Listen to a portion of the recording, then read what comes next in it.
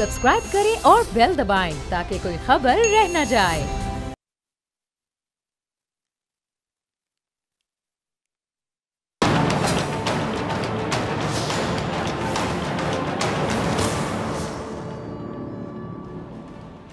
अस्सलामुअलैकुम नाजरीन, मैं हूँ डॉक्टर फिज़ा अकबर खान और मैं हूँ पाकिस्तान, और आप देख रहे हैं पाकिस्तान के सबसे बड़े न्यूज़ चैनल का नंबर 1 प्रोग्राम ऐसे नहीं चलेगा। नाज़रीन, हम अपने मुआशरे में हर रोज़ किसी सब्ज़ी फरोश को देखते हैं जो गली मोहल्ले में आवाज़ें लगाता हुआ आ जाता है सब्ज़ी बेचने के गर्ज से, लेकिन हम देखते हैं कि लोग उससे सब्ज़ी वगैरह ख़रीद लेते हैं। और इसी तरह फल फरोश भी होता है जो आवाज़ लगाता है, अपनी रोज़ी कमाने की गरज से आता है, फल फरोशी करता है, गली गली आवाज़ें लगाता है ताकि कोई उसका फल ख़रीदे और उसकी 2 पैसे की कमाई हो जाए। जैसे हम अपने माशरे में आए रोज़ सब्ज़ी या फिर फल फरोशों को देखते हैं, वैसे ही तारीख़ ने बहुत सारे ज़मीर फरोश, सही सुना आपने, ज़मीर फरोश, वतन फरोश और कलम फरोश लोग भी देखे हैं जिनकी वजह से रियासतें बर्बाद हो गई, सल्तनतें तबाह हो गई, कौमें बदनाम हो गई, जग हसाई हुई। और आज हमारे मुआशरे में सब्जी फरोश और फल फरोशों से ज़्यादा ये कलम फरोशों की तादाद में इजाफा हो गया। कलम फरोश जो कि हमारे मुआशरे के लिए सबसे बड़ा ख़तरा है, क्योंकि कलम तलवार से ज़्यादा तेज़ और किसी भी हथियार से ज़्यादा मुहल्लिक है। इसी कलम ने कई कौमों के ज़वाल को हमने देखा कि उरूज बख्शा, और जिनमें एक पाकिस्तानी कौम भी अगर कह दूँ तो गलत नहीं होगा। और इसी कलम ने तारीख़ को भी मसक करने की पूरी कोशिश की, लोगों को गुमराह किया। इसी कलम ने तख्त बचाए भी और तख्त उल्टाई भी। इसी कलम ने मुर्दा ज़मीरों को बेदार किया। इसी कलम ने कौम को जज्बा शहादत से भी सरशार किया। ये कलम हर दौर में बहुत अहमियत का हामिल रहा है। हज़रत सुल्तान सलाहुद्दीन अयूबी के दौर के एक नामवर आलिम दीन थे नाज़रीन, हज़रत अब्दुर्रहीम बिन अली अस्कलाई, जो अपने नाम से ज़्यादा काजी फाजिल के नाम से मशहूर थे। सुल्तान ने अपने बारे में मशहूर और तारीख़ी जुमला इरशाद फरमाया, सुनकर आप भी हैरान होंगे। क्या इरशाद फरमाते हैं? तुम्हारा ये गुमान ना हो कि मैंने तुम्हारी तलवारों से मुल्कों को फ़तह किया है, बल्कि ये तो काजी फाजिल के कलम से हुआ। ये सलाहुद्दीन अयूबी का जुमला है, जो जंगों के शेर हैं, मुल्कों को फ़तह करने के माहिर हैं और कलम के मुकाम को बाखूबी जानते हैं। अगर हम तारीख़ के सुनहरी सफ़ात को उलट कर देखें तो नाज़रीन यकीन जानिए मालूम होगा कि बहुत सी अजीम हस्तियाँ हमारे सामने आ जाएंगी जिन्होंने अपने कलम की ताकत से ऐसे वार किए कि जालिमों के तख्तो ताज ही उलट गए। लेकिन इसी कलम को मुल्क तोड़ने के लिए इस्तेमाल किया गया, इंसानियत के ख़िलाफ़ भी इस्तेमाल किया जाता रहा। ये कलम मज़ाहिब के ख़िलाफ़ भी इस्तेमाल किया गया, सॉरी टू से अकायद के ख़िलाफ़ भी इस्तेमाल किया गया। इस कलम ने बहुत तरक्की की। पहले सिर्फ ये कलम था, अब ज़रा गौर से सुनिएगा नाज़रीन, पहले सिर्फ ये कलम था। आज अगर हम इसकी बात करें, ये ज़बान बन चुका है। आज हर मुआशरा और हर रियासत का चौथा अहम सतून समझा जाता है। हमारे मुल्क के क़याम के बाद से इस कलम का जो इस्तेमाल है दोनों तरह से किया गया। इसको मुल्क के मुफाद में भी इस्तेमाल किया गया, बड़ी गहरी बात, इसको गौर से सुनिएगा नाज़रीन। इस कलम को मुल्क के मुफाद में भी इस्तेमाल किया गया, लेकिन बदकिस्मती से इसी कलम का सौदा भी किया गया। इस कलम को ख़रीदने वाले इस मुल्क के नहीं थे, उन्होंने इस कलम की भरपूर कीमत अदा की और फिर हमारे मुल्क के अंदर के लोगों को ख़रीद कर इसी कलम को इस्तेमाल किया बड़ी होशियारी के साथ। कभी लसानियत को हवा देने के लिए, कभी फ़िरका वारियत को हवा देने के लिए, कभी रियासत के ख़िलाफ़, कभी फ़ौज पर इल्ज़ामात लगाने के लिए, कभी मुल्क की जग हसाई के लिए। नाज़रीन, पाबंदी कोई बुरा लफ्ज़ नहीं है, बल्कि इस कलम ने ही इसको बुरा बना के पेश किया। अल्लाह ताला ने इस पूरी कायनात में हर शय को सबसे पहले अपना पाबंद बनाया, उसके बाद इसको मज़ीद कई चीज़ों का पाबंद किया। जैसा कि सूरज एक मखसूस वक्त उसका निकलने का है, पाबंद है यानी, और एक मखसूस वक्त में ग़ुरूब होने का भी ये सूरज पाबंद है। चाँद, सितारे, कुदरत के तमाम शाहकार पाबंद हैं। अगर उनको आज़ाद कर दिया जाए तो दुनिया का तवाज़ुन यकीनन बिगड़ जाएगा। समंदर खुश्की में आ गया तो सैलाब आ जाएगा, खुश्की ने समंदर की तरफ अगर चली गई तो यकीनी तौर पर कहत पड़ जाएगा। मेरा कहने का मकसद ये नाज़रीन कि अल्लाह ताला की बनाई हुई हर चीज़ कहीं ना कहीं पाबंद है, उसकी कोई ना कोई हद है, लिमिट है। इसी तरह हमारे इस कलम की भी तो कोई लिमिट होगी, कोई हद होगी। सही कह रही हूँ मैं? बाहसियत एक सहाफ़ी हम पर ये अखलाकी जिम्मेदारी आयद होती है कि हमारे कलम और ज़बान से ऐसा कोई लफ्ज़ अदा ना हो जिससे कौम गुमराह हो, जो मुआशरे में झूठ फैलाए या कौम को गुमराह करे। लेकिन बदकिस्मती ये है कि हमारी इस सहाफ़ती दुनिया में भी कई लोग ऐसे हैं जो मौका और मुफाद देखकर अपने कलम का सौदा कर लेते हैं, चुटकी बजा के, जो हुकूमतें बनाने में भी, हुकूमतें गिराने में भी मदद करते रहे, जिनके मुफाद वक्त के हाकिमों के साथ रहे। पाकिस्तान में हज़ारों दयानतदार सहाफ़ी हैंड टू माउथ हैं और बेशुमार आपको ऐसे वर्किंग जर्नलिस्ट नज़र आएंगे जो बेचारे कॉन्ट्रैक्ट जॉब कर रहे हैं। ऐसे वर्किंग जर्नलिस्ट की जो अजमत है, आज मैं उसको सलाम पेश करती हूँ। हम बात उनकी कर रहे हैं जिनकी तादाद 150 या 200 से ज़्यादा नहीं है, और यकीन जानिए कतई तौर पर सहाफ़ी बरादरी की नुमाइंदगी नहीं करते हैं। अलबत्ता सहाफ़ी बरादरी ये इनके किरदार, अमाल या फिर अफ़ाल कह दें, इनके बायस बदनाम ज़रूर हो रही है। ये 2 in 1 है नाज़रीन। कैसे? ये एंकर भी हैं, ये कॉलमिस्ट भी हैं, यानी anchor and column Nigar 2 in 1। ये सहाफ़ी हज़रात 2-2, 3-3 तरह के स्टेटस एंजॉय कर रहे हैं। इनमें से अक्सर का ज़मीर, ज़बान और कलम बराए फ़रोख्त है। इनकी इलीट क्लास बन चुकी है, इनके अपने मुफादात हैं। बाज़ औक़ात तो अपनी बरादरी को भी अपने मुफादात के हसूल की खातिर बेच देते हैं, कुर्बान कर देते हैं। इनमें से ही एक सहाफ़ी ऐसे हैं नाज़रीन जो कुछ साल पहले अक्सर पंक्चर साइकिल को घसीटता नज़र आते थे। अब वो इस्लामाबाद में एक कलानुमा घर, आधी दर्जन गाड़ियों और प्राइवेट लिमिटेड कंपनी के मालिक बने हुए हैं। इसके अलावा भी कई कारोबार कर रखे हैं उन साहब ने। इन एंकर की तरह ऐसे कई सहाफ़ी हैं जिनके बच्चे अमेरिका, कनाडा और यूरोप की आला यूनिवर्सिटीज़ में तालीम हासिल कर रहे हैं, और ये सहाफ़ी वालिदैन यकीन जानिए साल में कम से कम 2 बार तो सैर करने और बच्चों को मिलने वहाँ चले जाते हैं। पाकिस्तान के हर बड़े शहर में इनके फार्म हाउसेज़ हैं, महल नुमा घर हैं, प्लाजे हैं, महंगी गाड़ियाँ, मर्सिडीज़, BMW गाड़ियाँ खड़ी नज़र आती हैं इनके घरों में। पाकिस्तान में कोई भी कारोबार चलाना या कोई भी हाउसिंग स्कीम जारी करना अगर मकसूद हो तो इन कॉलमिस्ट और इन एंकर्स की शराकत के बगैर मुमकिन नहीं है। ये किसी भी बिजनेस को टॉप या फ्लॉप करा देते हैं, और ऐसे चंद सहाफ़ियों को ख़रीदने के लिए माजी में अरबों रुपए रखे गए थे। सोचिए, प्लॉट, गाड़ियों और कारोबारी परमिटों की सूरत में। दीगर मरात इसके अलावा हैं। लाहौर के इर्द गिर्द इनको एकड़ों के हिसाब से कमर्शियल प्लॉट अलॉट किए गए जिन पर फार्म हाउसेज बन चुके हैं। ये सब माजी में होता रहा जो आपको बता रहे हैं।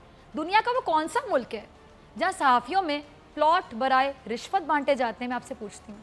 पाकिस्तान वो वाहिद मुल्क है जहाँ हर मेट्रोपॉलिटन शहर के अंदर सहाफ़ियों के लिए एक फ्री कॉलोनी बनाई गई। अब ज़रा सुनिएगा, एक ज़रूरतमंद वर्किंग जर्नलिस्ट की हद तक तो इसे हम कबूल कर सकते हैं, हम कहते हैं किसी तौर पे कबूल किया जा सकता है, मगर करोड़ों और अरबों पति ये जो जर्द सहाफ़त के अलंबरदार हैं उसमें भी अपना हिस्सा वसूल करते नजर आए तो सोचिए क्या लफ्ज़ है जिसका आप इंतखाब करेंगे ऐसे लोगों के लिए।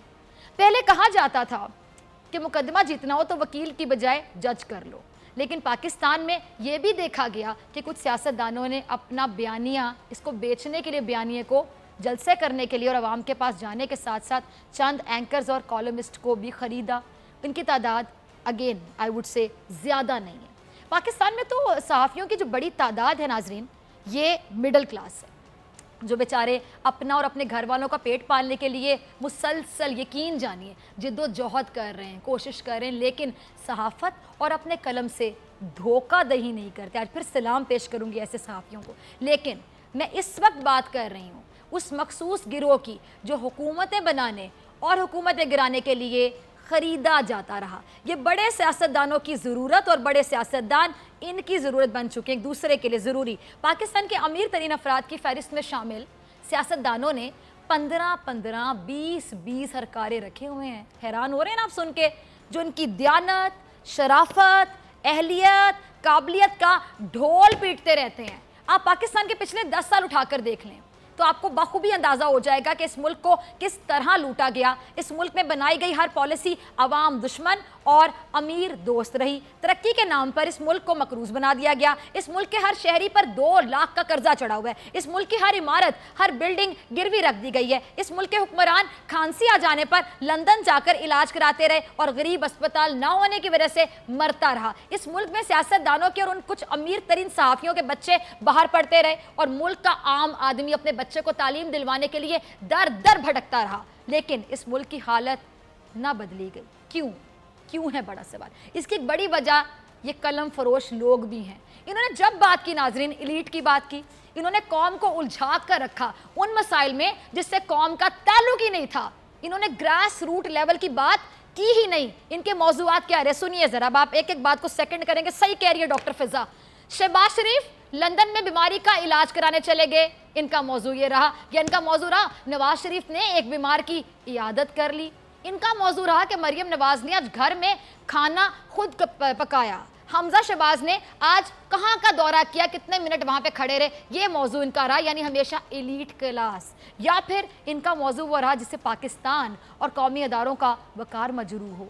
मैंने और आपने इसी मुल्क में देखा कि तारीख में पहली बार एक मुल्क के हसास इदारे के खिलाफ एक नशरियात ट्रांसमिशन चलाई गई जिसका ना कोई सबूत मिला, ना कोई जवाब था, लेकिन कौम ने देखा, अपनी आंखों से, अपने कानों से सुना। इसी मुल्क में 8 घंटे एक कौमी इदारे के सरबराह के खिलाफ खुलेआम इल्ज़ाम लगाए गए। फिर इसी मुल्क में हमने देखा कि बलूचिस्तान में इंसानी हकूक़ की पामाली में हमारी ही फ़ौज के मुलविस होने का इल्ज़ाम लगाया जाता रहा, जिसकी वजह से आज भारत बलूचिस्तान के नाम पर हर जगह चीखता फिरता है। आज बरहमदास बुट्टी और मेहरान मरी जैसे एहसान फरामोश और ज़मीर फरामोश अफराद जो हैं वो हमारे मुल्क के खिलाफ घटिया मुहिम चलाते दिखाई दे रहे हैं। इसी मुल्क में देखा गया नाजरीन, इसी मुल्क में देखा यह गया कि एक 3 बार का वज़ीर आज़म जो करप्शन पर नाअहल करार पाया हो, उसको स्टेट मीडिया भरपूर कवरेज देता रहा।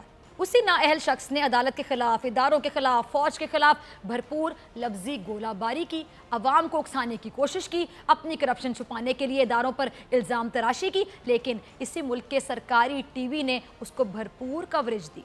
फिर कुछ कलम फरोशों ने अलग महाज संभाल लिया। वो दिन रात उसी शख्स का मुकदमा टीवी स्क्रीन पर बैठकर लड़ने लगे। अदालतों में चलने वाले मुकदमात पर खुद फैसले करने लगे कलम फरोश, और फिर अदालतें जिन मुकदमात पर फैसले कर देती उनको टीवी स्क्रीन पर चैलेंज करने लगे।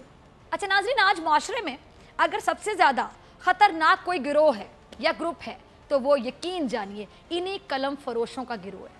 इनसे कभी किसी ने सवाल किया? नहीं किया, आज तक न किया। इनकी जायदादों से मुताल्लिक किसी की हिम्मत ही नहीं हुई कि पूछा जा सके।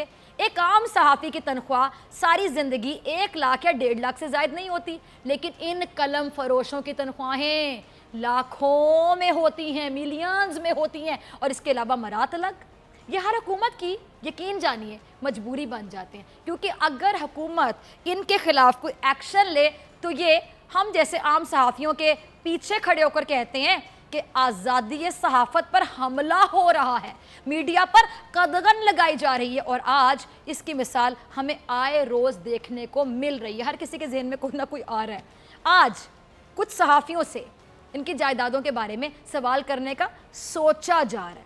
सही सुना आपने, सोचा जा रहा है। आज इस मखसूस गिरोह से ये सवाल किया जाने वाला है कि पाकिस्तान में एक बहुत बड़ी तादाद है सहाफ़ियों की जो मुश्किलात का शिकार है, लेकिन एक मखसूस गिरोह इतना अमीर हुआ कैसे? जमहूरियत ख़तरे में जब भी गई एहतसाब और सवाल पूछने की वजह से गई। जमहूरियत को ख़तरा सिर्फ साबिक हुक्मरानों से सवाल पूछे जाने से नहीं होता, बल्कि इन कुछ सहाफ़ियों से सवाल पूछे जाने पर भी ख़तरा होता है। ये लोग हर साजिश का हिस्सा बने रहे। इन लोगों की वजह से डॉन लीक्स जैसे काम हुए, हमने देखा पार्ट 1 पार्ट 2 इतने के पार्ट्स में आना शुरू हो जाते, पार्ट 1 पार्ट 2। इनकी वजह से पाक फौज पर आलमी मीडिया भी इल्ज़ामात लगाता रहा। इनकी सहाफ़त यही है कि इन लोगों का दिफा करो जिनसे इनके मुफादात जुड़े हुए हैं। और इस मखसूस गिरोह की वजह से आज तक हमारे मुल्क में कौमी इदारों को किसी भी बात का ज़िम्मेदार ठहरा देना, किसी भी रियासती इदारे की तज़हीक कर देना एक आम सी बात सी जाती रही है। जबकि मगरिब में इस बात का तसव्वुर भी मुमकिन नहीं है। ये जुर्म समझा जाता है, क्राइम, इट्स अ क्राइम। और आज इसी मखसूस गिरोह की वजह से वो सियासतदानों का एक मखसूस गिरोह जो कई सालों तक इस मुल्क पर हुकूमत करता रहा, आज मजलूम बनने की कोशिश में मसरूफ़ दिखाई देते हैं। और ये वो मखसूस टोला है जिस पर पिछली हुकूमत बहुत मेहरबान रही। इस मखसूस टोले को करोड़ों और अरबों के सरकारी इश्तिहारात से नवाजा जाता रहा। इस मखसूस नाम नेहाद सहाफ़ती टोले ने नवाज शरीफ को तैयब उर्दगान कभी बनाने की कोशिश की, कभी नेल्सन मंडेला बनाने की कोशिश की, और आज यही टोला आज़ादी सहाफ़त पर कदगन का रोना रो रहा है। आज जैसे नवाज शरीफ और आसिफ अली जरदारी को अपनी जमहूरियत खतरे में नजर आ रही है, वैसे ही इस मखसूस टोले को अपनी आज़ादी सहाफ़त खतरे में नजर आ रही है। आज ये इन गरीब सहाफ़ियों और मिडिल क्लास सहाफ़ियों के साथ खड़े इसलिए नजर आ रहे हैं क्योंकि इन अमीर या फिर पेड सहाफ़ियों को अपनी जायदादें भी खतरे में नजर आ रही हैं।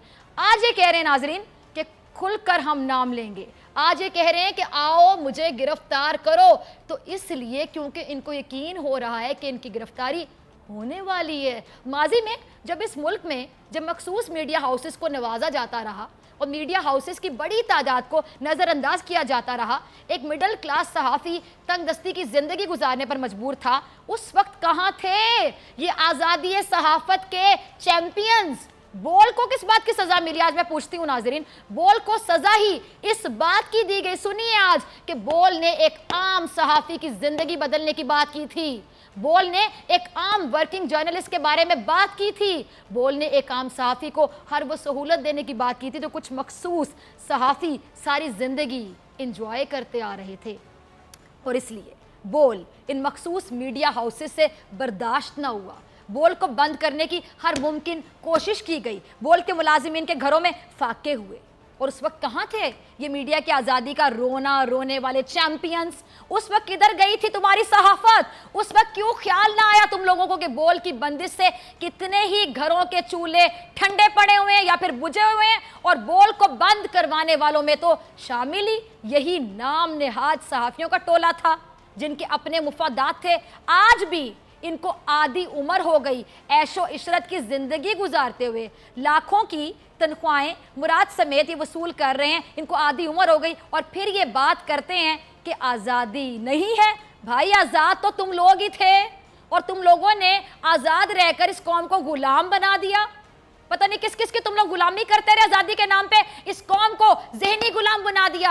आज़ाद तो तुम लोग ही थे जिन्होंने दो मखसूस खानदानों का बयानिया जमहूरियत के रैपर में लपेटकर इस कौम को बेचा और मकरूज बना दिया, गुलाम बना दिया इस मुल्क को, और IMF का गुलाम बना दिया। आज़ाद तो तुम ही थे ना जिन्होंने सहाफ़त के पेशे को कारोबार बना दिया, बिजनेस बना दिया, और इनके मालिकान ये फरमाते रहे कि सहाफ़त तो मेरा कारोबार है, बिजनेसमैन हूँ मैं, और कारोबार में नुकसान नहीं बर्दाश्त किया जाएगा। आज़ाद तो ये लोग ही थे ना नाजरीन। सोचिए, दिल पे हाथ रखिए, बताइए मेरे तमाम सवाल क्या जायज़ नहीं? आप लोग क्या कहते हैं? अग्री करते हैं मेरी बात से? यकीनन जो आज आज़ादी सहाफ़त का रोना रो रहे हैं, आज़ाद तो ये चंद नाम नेहाद सहाफ़ी ही रहे, बाकी तो पूरी सहाफ़ती बिरादरी मुश्किलात का शिकार रही। इनके मुंह से बातें यकीन जानिए अच्छी नहीं लगती। इन्होंने सहाफ़त को गुलाम बना दिया। ये लोग वो नाम नेहाद सहाफ़ती मौलवी बने हुए हैं जो लोगों में फतवे बांटते हैं कि कौन सहाफ़ी है और कौन सहाफ़त की डेफिनेशन पे पूरा ही नहीं उतरता। ये वो बेज़मीर लोग हैं जो फ़ौज से मोहब्बत करने वालों को बूट पॉलिशिया कहते हैं और ख़ुद को दूसरे मुल्क जाकर अमन की आशा की ये खुद बात करते दिखाई देते हैं, तो कभी अपने मुल्क के इदारों के ख़िलाफ़ हर्जा सराई करते हैं और इसको फ़ख्रिया अंदाज में जमहूरियत कहते हैं, सहाफ़त कहते हैं और आज़ादी सहाफ़त कहते हैं। मैं पनाह मांगती हूँ ऐसी आज़ादी से, ऐसी सहाफ़त से जो अपने ही मुल्क को खोखला कर दे, जो अपनी ही अवाम को ज़हनी गुलाम बना दे, जो सोचने समझने की सलाहियत को ही ख़त्म कर दे, जो सिर्फ़ एक तबके के लिए हो, जिसमें काम आदमी की बात ही ना की जाए। कब से आज़ाद हैं ये नाम नेहाद सहाफ़ी? मैं पूछती हूँ। इनका फ़र्ज़ था ना कि कौम की ऐसी जहन साजी करते कि इस कौम से बड़े बड़े लीडर निकलते, इस कौम के नौजवानों को वो पैगाम देते, वो बात करते जिससे इस मुल्क के नौजवानों में शऊर पैदा होता, बेदारी आती, इनमें सवाल करने की, जिद्दोजहद करने की जुस्तजू पैदा होती। लेकिन इन चंद सहाफ़ियों ने जो क्या किया, کہ میں اگر کہہ دوں کہ کرائے کے صحافی تو غلط نہیں ہوگا. قوم کو انہوں نے کیا الجھائے رکھا. جمہوریت اور مارشل لاء میں انہوں نے قوم کو الجھائے رکھا کہ اب جمہوریت خطرے میں تو تب جمہوریت خطرے میں. انہوں نے قوم کو الجھائے رکھا کہ آرمی چیف نے ایسا بیان کیوں دیا, نہیں دینا چاہیے تھا. انہوں نے قوم کو الجھا کر رکھا, انہوں نے قوم کو الجھائے رکھا. ڈان لیکس میں Dawn leaks part 1, Dawn leaks part 2, یہ لوگ کریں گے آزادی صحافت کی بات. اچھا ناظرین, میں یہ نہیں کہتی کہ تنقید نہ کریں, تنقید سب پہ کریں, سوال پوچھیں, ٹھیک ہے, حق ہوتا ہے سوال پوچھنا, لیکن بھائی صحافت کے ساتھ انصاف کب کرو گے یہ بتا دو. یہ جو 30 سال تک اقتدار کا حصہ رہے, جو 10 سال سے سندھ پر مسلط ہے, ان کو تم کیسے مظلوم بنا کر پیش کرتے ہو؟ ان سے جواب مانگو, ان سے حساب لو, ان سے پوچھو کہ کیسے اس ملک پر اتنا قرضہ چڑھایا. ان سے پوچھو کہ کہاں گئی تھی اس وقت جمہوریت جب اس ملک میں صرف اور صرف کرپشن عام تھی. کہاں گئی تھی اس وقت جمہوریت جب اس ملک میں ڈالر کو زبردستی کنٹرول کر کے رکھا گیا تھا ایک آرٹیفیشل میتھڈ سے, اور معیشت کے ساتھ ظلم کیا گیا تھا؟ کہاں گئی تھی اس وقت جمہوریت جب مریم نواز کی کبھی پاکستان میں جائیداد نہیں تھی اور بعد میں ان کی اتنی جائیدادیں نکل آئیں کہ ختم ہونے کا نام ہی نہ لیا؟ کہاں گئی تھی یہ جمہوریت جب اس ملک کی اشرافیہ اپنی بیماریوں کا علاج سرکاری خزانے سے باہر کراتی رہی اور قوم کے بچے سڑکوں پر جان دیتے رہے؟ کون پوچھے گا ان سے؟ کون کرے گا سوال ان سے؟ کہاں گئی تمہاری صحافت؟ کون سی جمہوریت؟ ان دو خاندانوں نے تو ہمیشہ نظریہ ضرورت کے تحت سیاست کی. اس کی ایک مثال آپ کو دکھاتی ہوں, یہ ذرا کلپ چلائیے گا رضا. اب پہلے تو وہ چند صحافی اور خود یہ مریم نواز مجھے بتائیں کہ نواز شریف کو مودی کا یار اور غدار کہا کس نے تھا؟ مریم نواز یہ پوچھ رہی ہیں کہ نواز شریف کو مودی کا یار غدار کہتے ہو, شرم نہیں آتی؟ یہ مریم نواز پوچھ کس سے رہی ہیں؟ کس سے پوچھ رہی ہیں؟ یہ مریم نواز کس کو شرم, کس کو حیا دلانے کی کوشش کر رہی ہیں؟ یہ مریم نواز کس کو رسوا کر رہی ہیں؟ مریم نواز کے والد کو مودی کا یار اور غدار کس نے کہا؟ مریم باجی آپ کو نہیں پتا؟ چلیں ذرا دیکھ لیں کہ کس نے کہا. نواز شریف کو مودی کا یار غدار کہنے والے وہ لوگ ہیں جن کے ساتھ آج مریم نواز صاحبہ افطار پارٹیاں نمٹا رہی ہیں. نواز شریف کو مودی کا یار کہنے والے وہ لوگ ہیں جن کے بغیر مریم نواز کو آج نہ سکون ہے, نہ چین ہے, نہ قرار ہے. نواز شریف کو مودی کا یار اور غدار کہنے والے وہ لوگ ہیں جن کے سیاسی ورکرز کو مریم نواز پہلے سلام کرتی ہیں, بعد میں کوئی اور بات کرتی ہیں. نواز شریف کو مودی کا یار غدار کہنے والے وہی لوگ ہیں جو آج مریم نواز کے سب سے زیادہ قریب ہیں, جو مریم نواز کے رفیق ہیں. تو سب سے پہلے تو مریم نواز صاحبہ آپ کو شرم نہیں آئی؟ جو آپ کے باپ کو غدار کہتے رہے, جنہوں نے آپ کے والد کو مودی کا یار کہا, ان سے آپ نے کیسے اتحاد کر لیا؟ آپ کو حیا نہ آئی؟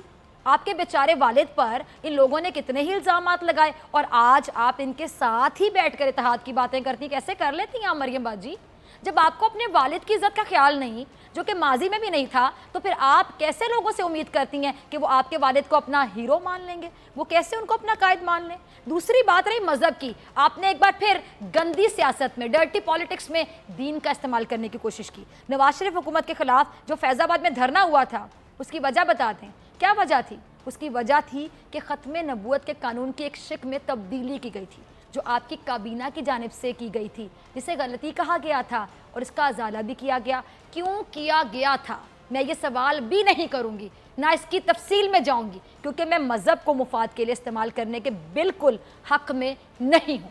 عمران خان صاحب کی حکومت میں جو اسے جماعت کی جانب سے دھرنا دیا گیا تھا, اس میں معاملہ نہ عمران خان کی کابینہ کا تھا, نہ عمران خان کا تھا. معاملہ تھا سپریم کورٹ کا. معاملہ تھا سپریم کورٹ میں, اور سپریم کورٹ کے جج صاحبان کے خلاف فتوے نکالے گئے تھے اور ریاست مخالف نعرے بازیاں ہوتی رہی تھیں, جس پر حکومت کا ایکشن لینا بے حد ضروری تھا, جس پر آپ کے اتحادی محترم جناب بلاول زرداری صاحب نے ارشاد فرمایا تھا. آپ کو یاد کروا دوں, قدم بڑھاؤ عمران خان, ہم تمہارے ساتھ ہیں. یہ ان کے الفاظ ہیں, ان کے الفاظ. اور تیسری بات, یہ بات آپ کے لیے باعث سے عزت ہوگی کہ مودی خود چل کر اس پاک سرزمین پر آیا, قوم کے لیے نہیں, کیونکہ مودی کسی قومی معاملے پر بات کرنے نہیں آیا تھا.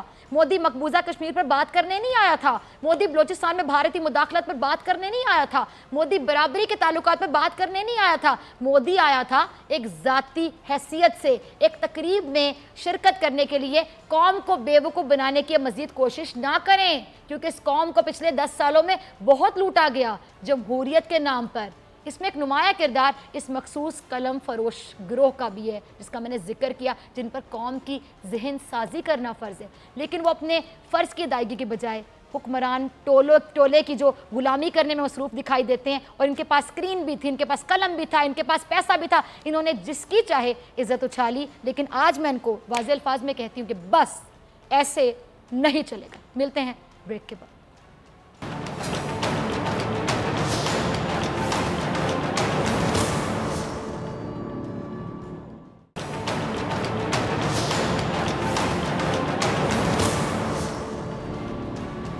ویلکم بیک ناظرین، آپ دیکھ رہے ہیں ایسے نہیں چلے گا، میں ہوں آپ کے ساتھ ڈاکٹر فضا اکبر خان۔ ناظرین، نیا پاکستان بنانے والے ہمارے محترم وزیر اعظم جو ملک کو ریاست مدینہ کے ماڈل میں ڈھالنا چاہتے ہیں، جو کہ بہت اچھی بات ہے، نیک خواہش ہے، لیکن صرف خواہش رکھنے سے کچھ نہیں ہوتا خان صاحب، اس کے لیے جد و جہد کرنی پڑتی ہے، اور یہ جد و جہد شروع کرنی پڑتی ہے خود سے۔ ریاست مدینہ کا ایک اصول یہ تھا کہ قانون سب کے لیے برابر تھا۔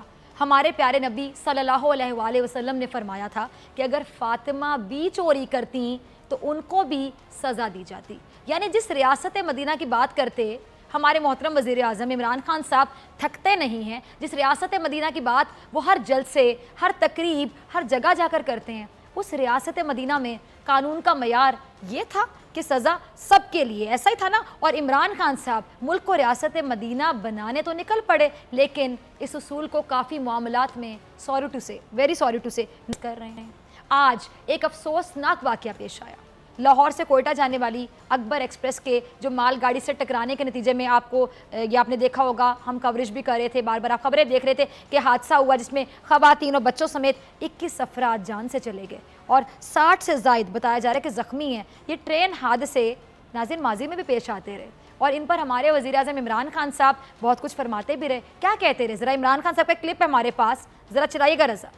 یہ اصول تھا ماضی میں عمران خان صاحب کے نزدیک ان وزیروں کے لیے جن کی غفلت کی وجہ سے ٹرین حادثے پیش آتے رہے۔ عمران خان صاحب کے مطابق تو حادثات کی جو مکمل ذمہ داری ہے وہ آتی ہی وزیر ریلوے پر ہے، یعنی وزیر ریلوے پر ہی عائد ہو رہی ہے، لیکن عمران خان صاحب کو اپنے وہ اتحادی پتہ نہیں کیوں نظر نہیں آتے جو نئے پاکستان کے وزیر ریلوے ہیں، جو اس پاکستان کے وزیر ریلوے ہیں جو اب ریاست مدینہ جیسا بننے جا رہا ہے۔ اب تو قانون اور بھی سخت ہونا چاہیے تھا، اب تو باس پرس اور بھی زیادہ ہونی چاہیے تھی، اب تو وزیروں پر ذمہ داری اور بھی بڑھ جانی چاہیے تھی، لیکن آج خان صاحب کے وزیر ریلوے جن کا نام ہے شیخ رشید صاحب، وہ پتہ نہیں کہاں گھوم رہے ہیں۔ ماضی میں عمران خان صاحب انہی شیخ رشید صاحب کے بارے میں کیا فرماتے تھے؟ رضا ذرا کلپ چلائیے گا۔ ایک ایسے شخص کو عمران خان صاحب نے اپنا وزیر ریلوے بنایا جس کی سیاست سے متعلق وہ کبھی دعائیں کرتے رہے کہ اگر کامیاب سیاستدان شیخ رشید کو کہا جاتا ہے تو اللہ نہ کرے کہ میں ایسے کامیاب ہوں، اس سے بہتر ہے کہ میں ناکام ہی رہوں۔ ایسا میں نہیں کہہ رہی، آپ نے کلپ میں دیکھا۔ اور آج جو پاکستان ریاست مدینہ بننے جا رہا ہے، اس میں ایک منسٹری اسی شخص کے پاس ہے، یہ شیخ صاحب کے پاس، جن کے بارے میں ہمارے وزیر اعظم کے خیالات آپ نے ابھی اس کلپ میں دیکھے۔ چلیں اب اگر آپ نے ان کو اپنا وزیر بنا ہی لیا، اعتماد کر ہی لیا، ٹرسٹ کر ہی لیا، تو کم از کم کچھ چیک اینڈ بیلنس تو رکھے نا خان صاحب۔ شیخ صاحب ریلوے کی وزارت تو لے کر بیٹھ گئے، لیکن لگتا نہیں ہے سوری ٹو سے کہ وہ ان کے شایان ہیں۔ شیخ رشید صاحب شاید بننا چاہ رہے تھے وزیر اطلاعات، انفارمیشن منسٹر، ان کو بنیا وزیر ریلوے، ایک ریلوے منسٹر، اور پھر نتیجہ آپ دیکھ لیں آپ کے سامنے۔ انتخابات کے فوراً بعد جب شیخ رشید کو ریلوے کا وزیر بنایا گیا تھا تو انہوں نے ایک بہت بڑا دعویٰ کیا تھا۔ دعوے تو وہ اکثر کرتے ہیں، ٹی وی پہ بیٹھے ہوئے دعوے کر رہے ہوتے ہیں اور دوسروں کو لتھا رہے ہوتے ہیں۔ وہ جو دعویٰ کیا تھا نا، وہ ذرا کلپ رضا چلائیے گا۔ نے سنا یہ کس کی آواز تھی؟ یہ تھے شیخ رشید صاحب، جو وزارت ملنے کے بعد بھی اپنی عادت سے مجبور کا ورڈ میرے خیال سے بول دوں تو صحیح ہوگا کہ عادت سے مجبور ہو کر، یہی جملہ صحیح بیٹھتا ہے ان پہ، وہی بلند و بانگ دعوے کرتے نظر آئے۔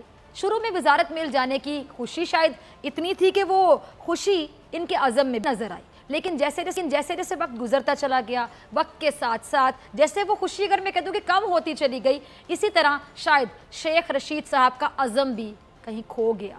اور پھر ریلوے میں وہ تبدیلی آئی کہ ماضی میں جتنے حادثات साद रफ़ीक के दौर में नहीं हो रहे थे, उससे ज़्यादा हादसात शेख रशीद साहब के दौर में होने लगे। तब्दीली कहते हैं इसे। शेख साहब के अब तक के दौर में ट्रेनों के 44 बड़े हादसात हुए। सही सुना आपने, 44। इन हादसात की वजह से रेलवे इंतज़ामिया को ट्रेनों की जो आमदोरफ्त है इसके औकात में तब्दीली भी करनी पड़ी, और इस तरह आवाम को एक शहर से दूसरे शहर तक जाने के लिए घंटों, हमने सुना कि ट्रेन पर आवाम इंतज़ार करती है बेचारी। मीडिया पर भी इस मसले को लेकर कई बार बात की गई, लेकिन अब तक हल नज़र नहीं आया, सोल्यूशन नहीं मिला। ट्रेन के किरायों में इजाफा हो रहा है और काफ़ी लोग हमने देखा कि वो इस बात को बड़ा माइंड कर रहे हैं। आवाम के पास क्या तरीका होता है, बेचारी आवाम अपना दुख बयान करने के लिए एहतजाज कर लेती है, अगले दिन लोग भूल जाते हैं। ट्रेन आए रोज़ हादसात का शिकार होती दिखाई देती है, और शेख रशीद साहब के पास इन हादसात का कोई है ही नहीं। लेकिन शेख साहब जो रेलवे के मिनिस्ट्री मिलने पर फरमा रहे थे कि वो रेलवे को एक आइडियल शोबा कह लें या एक बेहतरीन शोबा बनाकर दिखा देंगे, आज क्या फरमा रहे हैं ज़रा ये भी देखिए। हमारे नए पाकिस्तान के वज़ीरों की जो सिंसेरिटी है, या फिर हम इनको कह दें कि लॉयल्टी है, वो बिल्कुल माजी जैसी ही है।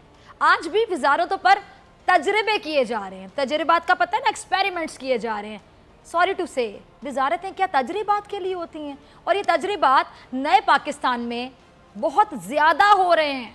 कभी फवाद चौधरी को वज़ीर इत्तलात बनाया जाता है और वो उस वजारत को तहस नहस करने पर तुल जाते हैं, तो फिर उनको विफाकी वज़ीर साइंस एंड टेक्नोलॉजी बना दिया जाता है, और वहाँ पे भी जाके आपने देखा कि किस किस तबके से वो उलझना शुरू हो गए। इसी तरह असद उमर को वज़ीर ख़जाना बनाया जाता है, तजर्बा गलत साबित होता है तो हफीज़ शेख साहब की खिदमत हासिल की जाती हैं। हमाद अज़हर को एक ओहदा दिया जाता है, फिर इसके फ़ौरन बाद ही वो ओहदा वापस ले लिया जाता है। यही देखते हुए शेख रशीद साहब भी पुरुमीद हो गए कि चलो एक वजारत का बेड़ा गर्क कर दूं तो दूसरी मिल जाएगी। शेख साहब जैसे जो लोग हैं, आप जैसे लोगों से मेरे ख्याल से जवाब मांग रहे हैं लोग। शेख साहब आप लोगों से जवाब मांगते हैं ना, आप कहते हैं जवाब दो, ये बताओ फलां ने ऐसे कर दिया, फलां पे कैलिबर नहीं था, फलां इतने जोगा था ही नहीं, ऐसे अब टिपिकल बड़ी प्यारी सी पंजाबी बोलते हैं। तो अब आप बताएं कि तुसी एने जोगे सिगे, आपको बना दिया ना रेलवे मिनिस्टर, और आप पहली बार नहीं बने रेलवे मिनिस्टर, ये बता दें, और आप बड़े एक्सपीरियंस्ड सियासतदान हैं, अपने आप को बड़ा एक्सपीरियंस सियासतदान आप कहते हैं, तो अब आप देना जवाब अपनी वजारत का। ये जो लोग मर रहे हैं इसका जिम्मेदार कौन है शेख साहब, मैं आपसे पूछती हूँ आज। कौन उठाएगा इनकी जिम्मेदारी, मैं आपसे पूछती हूँ आज। कौन देगा इस्तीफ़ा, मैं आपसे पूछती हूँ आज। शेख रशीद साहब, पुराने पाकिस्तान में आप लोग बहुत ज़्यादा जिक्र करते थे, और अगर मैं गलत नहीं हूँ नाजरीन, आप लोग अग्री करेंगे, बात बात पर ये लोग बात नहीं करते थे इस्तीफ़ा दो, इस्तीफ़ा दो, इस्तीफ़ा दो, इस्तीफ़ा दो। इस्तीफ़ा नहीं हो गया, नाश्ता दोपहर का खाना या रात का खाना हो गया, या फिर चाय का कप हो गया।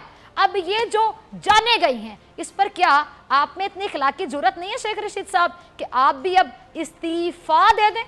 आप इस्तीफ़ा दे दें और छोड़ दें, अगर आपसे नहीं हो रहा आप जवाब तो दे दें, चले इस्तीफ़ा छोड़ दें, जवाब दे दें, आप अपनी जिम्मेदारी का एहसास ही कर लें। इस तरह बनाएंगे आप लोग नया पाकिस्तान, इस तरह बनाएंगे आप लोग रियासत मदीना, जहां माजी में भी एक आम आदमी मर जाता था और उसकी जिम्मेदारी कोई उठाने वाला होता ही नहीं था, कोई तैयार ही नहीं होता था, और आज भी एक आम आदमी ही है जो बेमौत मारा जा रहा है, तो उसका जिम्मेदार भी कोई नहीं है। जिन ओहदों पर आप लोग बुराजुमान हैं उन पर तजर्बात नहीं किए जाते, उन पर तजर्बात नहीं किए जाते, उन पर बिठाया ही ऐसे लोगों को जाता है जो इन ओहदों के अहल होते हैं। आपकी जमात का नाम अवामी मुस्लिम लीग है ना, तो आपको तो ख़ुद को प्योर अवाम का तर्जुमान होना चाहिए, जैसा कि आप कहते भी हैं कि मैं तो हूँ ही अवाम का तर्जुमान। तो आपकी वजारत अवाम की ही जान ले रही है। आपने सोचा, आपको परेशानी हुई, डिप्रेशन हुआ शेख रशीद साहब, आपकी वजारत अवाम को ही मार रही है। इसके ज़िम्मेदार भी फिर आप ही हुए ना। जैसे माजी में अगर कोई मिनिस्टर था तो आप लोगों के मुताबिक वो जिम्मेदार है, उसका इस्तीफ़ा आना चाहिए, इखलाकी तौर पर आ जाना चाहिए, तो फिर इस तरह आपके मुताबिक ही आप जिम्मेदार हुए, क्योंकि आप मिनिस्टर हैं, आपकी रिस्पॉन्सिबिलिटी है, फिर इखलाकी तौर पे आपका भी इस्तीफ़ा आ जाना चाहिए। आप इखलाकी तौर पर इस्तीफ़ा कब दे रहे हैं शेख रशीद साहब? इस उम्मीद पर नहीं कि इमरान खान साहब आपको कोई और वजारत दे देंगे, बल्कि इस यकीन के साथ आपको इस्तीफ़ा देना चाहिए, और आप इस्तीफ़ा दें कि आप इस वजारत के अहल नहीं हैं, آپ سے نہیں ہوا شیخ رشید صاحب، کیونکہ نئے پاکستان میں بھی اگر پرانی روایات برقرار ہیں ناظرین تو سوچیں عوام کا اعتماد کیا ان لوگوں سے اٹھتا نہیں چلا جائے گا؟ ملک ایک مشکل وقت سے گزر رہا ہے، نو ڈاؤٹ ان اٹ، اور آپ ایسے مشکل وقت میں وہ مثالیں سیٹ کریں جن سے عوام کا اعتماد عمران خان صاحب پر بحال ہو۔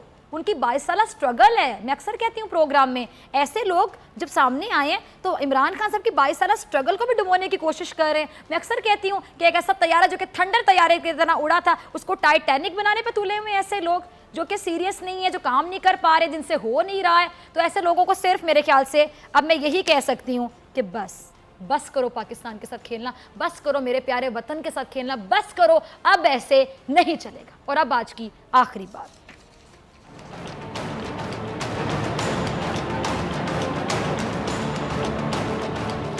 آخری بات میں یہی کروں گی کہ اندھے نکالتے ہیں چہرے میں میرے نقص، اندھے نکالتے ہیں چہرے میں میرے نقص، بہروں کو شکوہ یہ ہے غلط بولتا ہوں میں۔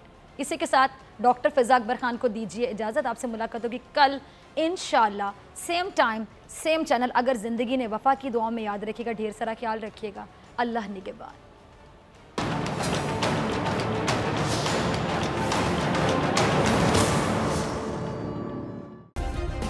سبسکرائب کریں اور بیل دبائیں تاکہ کوئی خبر رہ نہ جائے۔